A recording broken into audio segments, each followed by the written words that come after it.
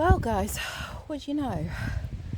After, what is it, 2 attempts, because yes, by this time, you would have seen my Mythopoeic video. In case you're wondering, yes, I had planned to do that tree and then come over here.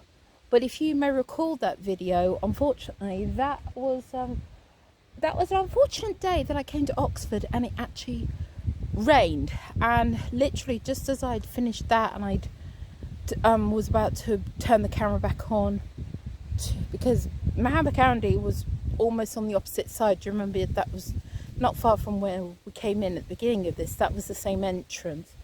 And I was going to cut across the whole length of this pathway. Essentially, it's almost the same amount of time that this nearly took, although that footage you've just seen for me getting here, I would have sped up, of course. But no, the weather literally did set in at that point, and I thought, do you know what? I've had videos like this where I've tried to hold an umbrella, and it's not that I couldn't, but do you know what? That rain, bearing in mind that that was probably the last rain that Britain had before our whole mega hot heat wave and drought situation, and I decided, do you know what? It literally would have been a trek. I also wasn't wearing like waterproof shoes, and I was concerned my feet could have got wet. But more importantly, I thought, do you know what? It also just won't look really that good photographically. So I decided, do you know what? Be much better. And I'd always planned to come back to Oxford again in a short space of time. So I thought, no. Although, must admit, the one thing that is slightly concerning me is it has clouded over, and I thought it was going to be sunny all day today. I hope there isn't any, like, small chance for a shower.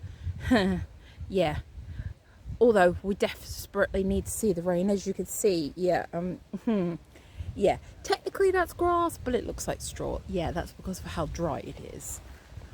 But anywho, after all that,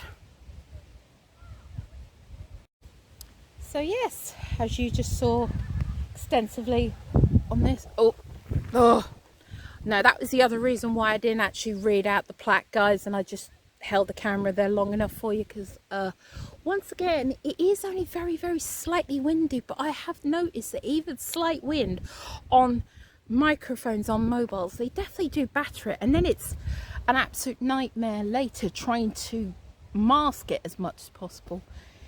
So yes, as you can see here, this is Tolkien's memorial bench that was donated to University Park here, because of course, was there one thing that Tolkien loved more than trees? Don't think so somehow. And it's definitely a gorgeous spot for it. And that, yeah, this is the, I'm trying to remember this, I have read it on Google. I think it's the River Charwell, but I'll have to, if it is wrong, I'll flag it here and now. But I think it's the River Charwell. So yeah, there's another thing of Tolkien off my bucket list for Oxford. So I hope you enjoyed that, guys. Ooh, ponding. Yeah. So thank you very much, guys, and I hope you enjoyed that.